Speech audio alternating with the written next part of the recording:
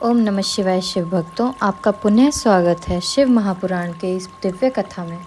पिछले भाग में हमने जाना प्रणव स्वरूप लिंग ओंकार का सूक्ष्म एवं स्थूल स्वरूप, उसकी जप विधि तथा उसकी परम महिमा। अब दूसरे भाग में हम जानेंगे शिवलिंग के कालातीत अनिर्वचनीय वैभव, कैसे वह संपूर्ण सृष्टि के कारण रूप हैं और शिव भक्तों की महिमा कितनी महान और कल्याणकारी है। चलिए इस गूढ़ ज्ञान का श्रवण करते हैं। हर हर महादेव। सूत जी बोले, अपने गृह सूत्र के अनुसार सुखांत कर्म करके अर्थात परिसमूहन, उपलेपन, उल्लेखन, मृत उद्धरण और अभ्युक्षण, इन पंच भू संस्कारों के पश्चात वेदी पर स्वाभिमुख अग्नि को स्थापित करके कुशकंडिका के अनंतर प्रज्वलित अग्नि में आज्या भागांत आहुति देकर प्रस्तुत होम का कार्य आरंभ करें। कपिला गाय के घी से 11, 101 अथवा 1001 आहुतियाँ स्वयं ही दे अथवा विद्वान पुरुष शिव भक्त ब्राह्मणों से 108 आहुतियाँ दिलाए। होम कर्म समाप्त होने पर गुरु को दक्षिणा के रूप में एक गाय और बैल देने चाहिए। ईशान आदि के प्रतीक रूप जिन 5 ब्राह्मणों का वरण किया गया हो, उनको ईशान आदि का स्वरूप ही समझे तथा आचार्य को सांब सदाशिव का स्वरूप माने। इसी भावना के साथ उन सब के चरण धोएं और उनके चरणोदक से अपने मस्तक को सींचे। ऐसा करने से वह साधक अगणित तीर्थों में तत्काल स्नान करने का फल प्राप्त कर लेता है। उन ब्राह्मणों को भक्तिपूर्वक दशांश अन्न देना चाहिए। गुरु पत्नी को पराशक्ति मानकर उनका भी पूजन करें। ईशान आदि क्रम से उन सभी ब्राह्मणों का उत्तम अन्न से पूजन करके अपने वैभव विस्तार के अनुसार रुद्राक्ष, वस्त्र, बड़ा और पुआ आदि समर्पित करें। तदंतर दिक्पाला आदि को बलि देकर ब्राह्मणों को भरपूर भोजन कराएं।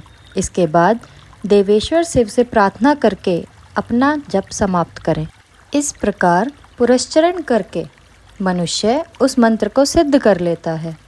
फिर 5 लाख जप करने से समस्त पापों का नाश हो जाता है। तदंतर पुनः 5 लाख जप करने पर अतल से लेकर सत्यलोक तक 14 भुवनों पर क्रमशः अधिकार प्राप्त हो जाता है। यदि अनुष्ठान पूर्ण होने से पहले ही साधक की मृत्यु हो जाए तो वह परलोक में भी उत्तम भोग भोगने के पश्चात पुनः पृथ्वी पर जन्म लेकर पंचाक्षर मंत्र के जप का अनुष्ठान करता है। समस्त लोकों का ऐश्वर्य पाने के पश्चात वह मंत्र को सिद्ध करने वाला पुरुष यदि पुनः 5 लाख जप करे तो उसे ब्रह्मा जी का सामीप्य प्राप्त होता है। पुनः 5 लाख जप करने से सारूप्य नामक ऐश्वर्य प्राप्त होता है। 100 लाख जप करने से वह साक्षात ब्रह्मा के समान हो जाता है। इस तरह कार्य ब्रह्म का सायुज्य प्राप्त करके वह उस ब्रह्मा का प्रलय होने तक उस लोक में यथेष्ट भोग भोगता है। फिर दूसरे कल्प का आरंभ होने पर वह ब्रह्मा जी का पुत्र होता है। उस समय फिर तपस्या करके दिव्य तेज से प्रकाशित हो वह क्रमशः मुक्त हो जाता है।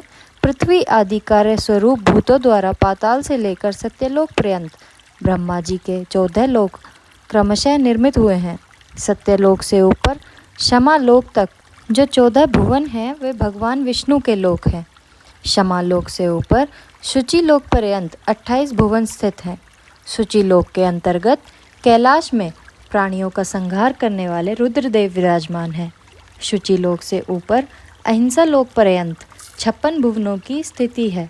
अहिंसा लोक का आश्रय लेकर जो ज्ञान कैलाश नामक नगर शोभा पाता है, उसमें कार्यभूत महेश्वर सबको अदृश्य करते रहते हैं। अहिंसा लोक के अंत में कालचक्र की स्थिति है। यहाँ तक महेश्वर के विराट स्वरूप का वर्णन किया गया है। वहीं तक लोकों का तिरोधान अथवा लय होता है। उससे नीचे कर्मों का भोग है और उससे ऊपर ज्ञान का भोग। उसके नीचे कर्म माया है और उसके ऊपर ज्ञान माया। माँ का अर्थ है लक्ष्मी। उससे कर्म भोग यात प्राप्त होता है, इसलिए वह माया अथवा कर्म माया कहलाती है। इस तरह माँ अर्थात लक्ष्मी से ज्ञान भोग यात अर्थात प्राप्त होता है, इसलिए उसे माया या ज्ञान माया कहा गया है। उपयुक्त सीमा से नीचे नश्वर भोग हैं और ऊपर नित्य भोग, उससे नीचे ही तिरोधान अथवा लय है, ऊपर नहीं। वहाँ नीचे ही कर्म में पाशों द्वारा बंधन होता है, ऊपर बंधन का सदा अभाव है। उससे नीचे ही जीव सकाम कर्मों का अनुसरण करते हुए विभिन्न लोकों और योनियों में चक्कर काटते हैं। उससे ऊपर के लोक में निष्काम कर्म का ही भोग बताया गया है। बिंदु पूजा के तत्पर रहने वाले उपासक वहाँ से नीचे लोकों में ही घूमते हैं। उसके ऊपर तो निष्काम भाव से शिवलिंग की पूजा करने वाले उपासक ही जाते हैं। जो एकमात्र शिव की ही उपासना में तत्पर हैं, वे उससे ऊपर के लोकों में जाते हैं। वहाँ से नीचे जीव कोटि है और ऊपर ईश्वर कोटि। नीचे संसारी जीव रहते हैं और ऊपर मुक्त पुरुष। नीचे कर्मलोक है और ऊपर ज्ञान लोक। ऊपर मद और अहंकार का नाश करने वाली नम्रता है, वहाँ जन्मजनित तिरोधान नहीं है। उसका निवारण किए बिना वहाँ किसी का प्रवेश संभव नहीं है। इस प्रकार तिरोधान का निवारण करने से वहाँ ज्ञान शब्द का अर्थ ही प्रकाशित होता है। आदि भौतिक पूजा करने वाले लोग उससे नीचे के लोकों में ही चक्कर काटते हैं। जो आध्यात्मिक उपासना करने वाले हैं वे ही उससे ऊपर को जाते हैं। जो सत्य, अहिंसा आदि धर्मों से युक्त हो भगवान शिव के पूजन में तत्पर हो रहते हैं, वे काल चक्र को पार कर जाते हैं। काल चक्रेश्वर की सीमा तक जो विराट महेश्वर लोक बताया गया है, उससे ऊपर वृषभ के आकार में धर्म की स्थिति है। वह ब्रह्मचर्य का मूर्तिमान रूप है। उसके सत्य, शौच, अहिंसा और दया ये 4 पाद हैं। वह साक्षात शिवलोक के द्वार पर खड़ा है। क्षमा उसके सींग हैं, शम कान है और वह वेद ध्वनि रूपी शब्द से विशोभित है। आस्तिकता उसके दोनों नेत्र हैं। विश्वास ही उसकी श्रेष्ठ बुद्धि एवं मन है। क्रिया आदि धर्मरूपी जो वृषभ हैं, वे कारण आदि में स्थित हैं, ऐसा जानना चाहिए। उस क्रिया रूप वृषभाकार धर्म पर कालातीत शिव आरूढ़ होते हैं। ब्रह्मा और विष्णु महेश्वर की जो अपनी अपनी आयु है, उसी को दिन कहते हैं। जहाँ धर्म रूपी वृषभ की स्थिति है, उससे ऊपर न दिन है न रात्रि। वहाँ मरण, जीवन आदि भी नहीं है। वहाँ फिर से कारण स्वरूप ब्रह्मा के कारण सत्यलोक पर्यंत 14 लोक स्थित हैं, जो पंचभौतिक गंध आदि से परे हैं। उनकी सनातन स्थिति है। सूक्ष्म गंध ही उनका स्वरूप है। उनसे ऊपर फिर कारण रूप विष्णु के 14 लोक स्थित हैं। उनसे भी ऊपर फिर कारण रूपी रुद्र के 28 लोकों की स्थिति मानी गई है। फिर उनसे भी ऊपर कारणेश शिव के 56 लोक विद्यमान हैं। तदंतर शिव सम्मत ब्रह्मचर्य लोक है और वही 5 आवरणों से युक्त ज्ञान में कैलाश है, जहाँ 5 मंडलों, 5 ब्रह्म कलाओं और आदि शक्ति से संयुक्त आदिलिंग प्रतिष्ठित है। उसे परमात्मा शिव का शिवालय कहा गया है।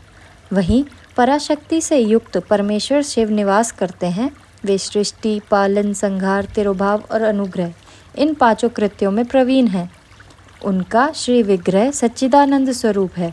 वे सदा ध्यान रूपी धर्म में ही स्थित रहते हैं और सदा सब पर अनुग्रह किया करते हैं। वे स्वरात्म राम हैं और समाधि रूपी आसन पर आसीन हो नित्य विराजमान होते हैं। कर्म और ध्यान आदि का अनुष्ठान करने से क्रमशः साधन पथ में आगे बढ़ने पर उनका दर्शन साध्य होता है। नित्य नैमित्तिक आदि कर्मों द्वारा देवताओं का यजन करने से भगवान शिव के समाराधन कर्म में मन लगता है। क्रिया आदि जो शिव संबंधी कर्म हैं, उनके द्वारा शिव ज्ञान सिद्ध करें।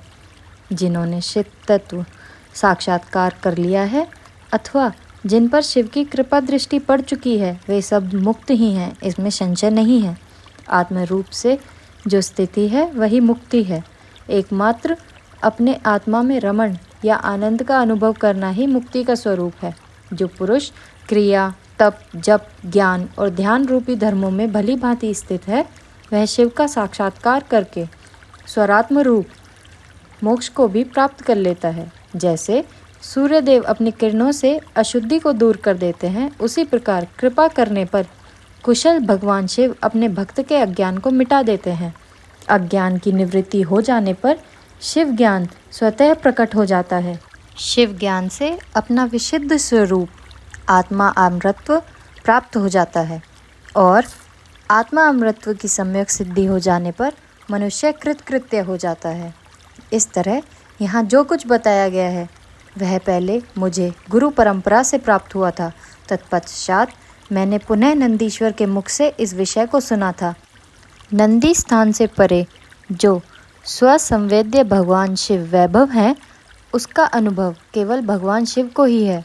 साक्षात शिवलोक के उस वैभव का ज्ञान सबको शिव कृपा से प्राप्त हो सकता है, अन्यथा नहीं, ऐसा आस्तिक पुरुषों का कथन है। साधक को चाहिए कि वह 5 लाख जप करने के पश्चात भगवान शिव की प्रसन्नता के लिए महाभिषेक एवं नैवेद्य निवेदन करके भगवान भक्तों का पूजन करे। भक्त की पूजा करने से भगवान शिव बहुत प्रसन्न होते हैं। शिव और उनके भक्त में कोई भेद नहीं है, वे साक्षात शिव स्वरूप ही हैं। शिव स्वरूप मंत्र को धारण करके वह शिव ही हो गया है। शिव भक्त का शरीर शिव रूप ही है, अतः उसकी सेवा में तत्पर रहना चाहिए। जो शिव के भक्त हैं वे लोक और वेद की सारी क्रियाओं को जानते हैं। जो क्रमशः जितना जितना शिव मंत्र का जप कर लेता है उसके शरीर को उतना ही उतना शिव का सामीप्य प्राप्त होता जाता है, इसमें संशय नहीं है। शिव भक्त स्त्री का रूप देवी पार्वती का ही स्वरूप है। वह जितना मंत्र जपती है उसे उतना ही देवी का सानिध्य प्राप्त हो जाता है। साध्य स्वयं शिव स्वरूप होकर पराशक्ति का पूजन करे। शक्ति, वेर तथा लिंग का चित्र बनाकर अथवा मिट्टी आदि से इनकी आकृति का निर्माण करके प्राण प्रतिष्ठा पूर्वक निष्कपट भाव से इनका पूजन करे। शिवलिंग को शिव मानकर अपने को शक्ति रूप समझकर, शक्ति लिंग को देवी मानकर और अपने को शिव रूप समझकर शिवलिंग को नाद स्वरूप तथा शक्ति को बिंदु स्वरूप मानकर परस्पर सटे हुए शक्ति लिंग और शिवलिंग के प्रति उपप्रधान और प्रधान की भावना रखते हुए जो शिव और शक्ति का पूजन करता है वह मूल रूप की भावना करने के कारण शिव स्वरूप ही है। शिव भक्त शिव मंत्र रूप होने के कारण शिव के ही स्वरूप हैं। जो 16 उपचारों से उनकी पूजा करता है उसे अभीष्ट वस्तु की प्राप्ति होती है। जो शिवलिंग उपासक शिव भक्त की सेवा आदि करके उसे आनंद प्रदान होता है, उस विद्वान पर भगवान शिव बड़े प्रसन्न होते हैं। 5, 10 या 100 संपत्नीक शिव भक्तों को बुलाकर भोजन आदि के द्वारा पत्नी सहित उनका सदैव समादर करें। धन में, देह में और मंत्र में शिव भावना रखते हुए उन्हें शिव और शक्ति का स्वरूप जानकर निष्कपट भाव से उनकी पूजा करें। ऐसा करने वाला पुरुष इस भूतल पर फिर जन्म नहीं लेता। यह अध्याय हमारा यहीं समाप्त होता है दोस्तों। ये पाठ हमने गीता प्रेस गोरखपुर के दिव्य प्रस्तुति से लिया है। अगर आपको वीडियो पसंद आया हो तो लाइक और सब्सक्राइब ज़रूर करें, इससे हमें ज्ञान को दूसरों तक पहुंचाने में मदद मिलती है। हर हर महादेव।